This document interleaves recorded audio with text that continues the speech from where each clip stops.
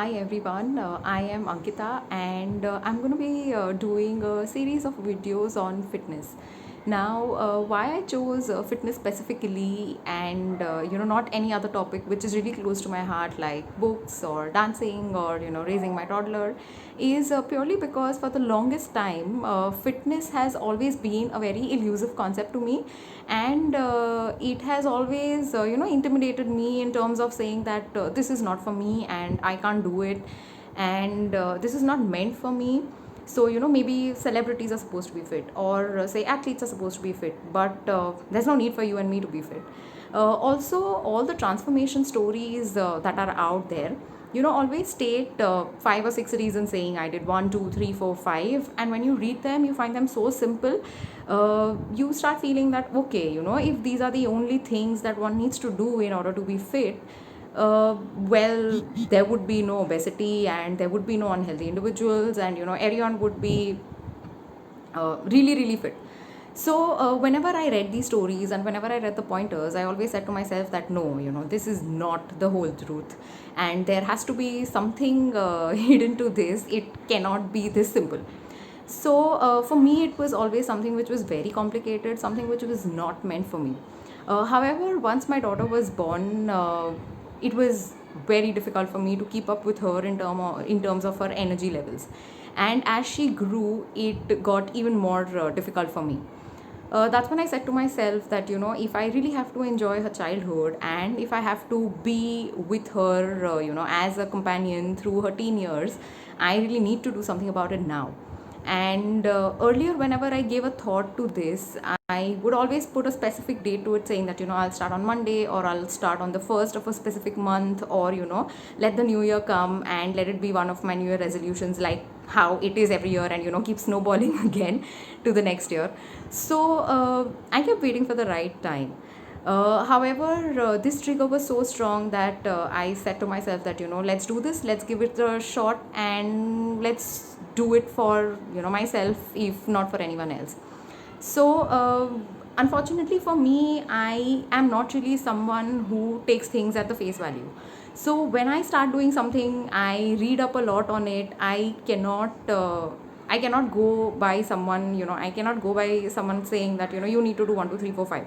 So I really need to have my reasons in terms of why do I need to do these 1, 2, 3, 4, 5. Are they sustainable? How will it help me? Are there any side effects to it?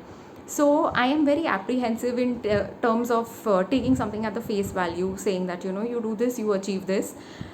I started reading a lot before I really started on my journey. So as the more I read, the more I realized that fitness is really made out to be very very complicated, and it is made out to be very very unachievable because of all the jargons, because of all the abbreviations, and because of all the context, the wrong context setting that is being done. So when I read, and the more I read, I realized that it is actually math and science, and it is extremely simple, it is extremely easy. So when people in their transformation stories did write point number 1, 2, 3, 4, 5, it actually did boil down to only those 5 points and nothing beyond that. However, what I realized is that the huge difference between reading those 5 points and actually practicing those 5 points every single day consistently, irrespective of whether you feel like or you don't feel like, is what makes all the difference, and is what sets apart someone who has really decided to take up on this journey versus someone who has been reading on it, dwelling on it, but is scared to take the next step. So before we get into the hows of you need to eat this, you don't need to eat that, you need to walk, you need to run, you need to lift, let's try and understand how our bodies are made, and what is the single most factor that leads to weight loss. So there is a concept called TDEE, right? TDEE is total daily energy expenditure. So TDEE is nothing but all the energy that your body spends in the entire course of the day by performing your regular bodily functions as well as by exercising. So you are constantly burning calories even when you're sitting, you're sleeping, you're breathing, you're digesting your food. all of these factors plus the active workouts that you do leads to the energy that your body uses, in carrying out your regular bodily functions. So the second term that we come to is calorie deficit. So weight loss starts to happen when there is a calorie deficit in your body, which simply means that when you start consuming lower calories compared to what you are spending is when weight loss starts. So there is no other reason why someone would lose weight. There is no other factor for someone to lose weight. It is as simple as the calorie deficit, which leads to weight loss. Now, calorie deficit can be created in two different ways. So one is either you say that, I will go on a diet, I will stop eating, and I will cut out certain food groups, and I will achieve what I want to achieve in the next 6 months, and then I can go about living my life normally as I did. So that's one way to it. And second way is where I say that, I'm going to eat to my heart's content, and then I'm going to work out for like 3-4 crazy hours in a day, and I will achieve that deficit.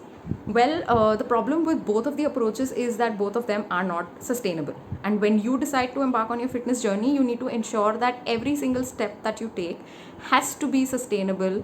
It cannot be short term. You cannot be doing it saying that, I will do this for 2 months and then I'll change and then I'll do something else for 2 months. That can't be the basis, of your fitness journey. So it is extremely important to make the relevant sustainable changes in your life, which you know that you can carry it forward irrespective of the situation. So you cannot say that, I will wait for Diwali to get over, and I will wait for Christmas to get over, and it's my birthday week, and then I have my anniversary, and let me just hog, and after all of that is done, I will start becoming fit. So no, that can't happen. That is life. You will have a birthday every year, you will have an anniversary every year, and you will have celebrations and festivals every year, and they are very much a part of our life. And food is very much a way of celebrating festivals, bringing out our emotions. So do not have this negativity towards food, saying that let all of this get over and then I'm going to go to the very sad part of cutting out all foods from my life. So you can't really be doing that. The way you can achieve calorie deficit is by balancing both the aspects, saying that I am going to eat healthy, wholesome, balanced meals while I also moderately exercise. And maybe I am picking up those exercises which I know I can sustain for a longer duration of time. So maybe say 30 to 40 minutes of workout a day, and maybe say a 200 or 300 calorie deficit that you create in your diet. Now while we're speaking about calorie deficit, I will also get down to how can you calculate the number of calories that you actually need versus the number of calories that you're spending. So for calculating the number of calories that you are spending, you can just Google up TDEE calculator and input whatever matrix they're asking you to input. Basis that, it will tell you the number of calories you need to carry on or sustain your lifestyle. Also this will give you maintenance calories, weight loss calories, weight gain calories, depending on what your eventual goal is. Along with this, you also need to keep a count of how many calories you are consuming. So for this, I would recommend buying a weighing scale. I did not do that, but I think it would really help in the long run in terms of having the correct portion sizes, at least when you are starting out, if you're not too confident about the approximation that you are taking. So there are various apps available in the market, which I will talk about in the later videos. So that is the way you keep a count of your calories. These apps are so beautifully designed. They are for free, and they also help you gauge the macros that goes into every meal of yours.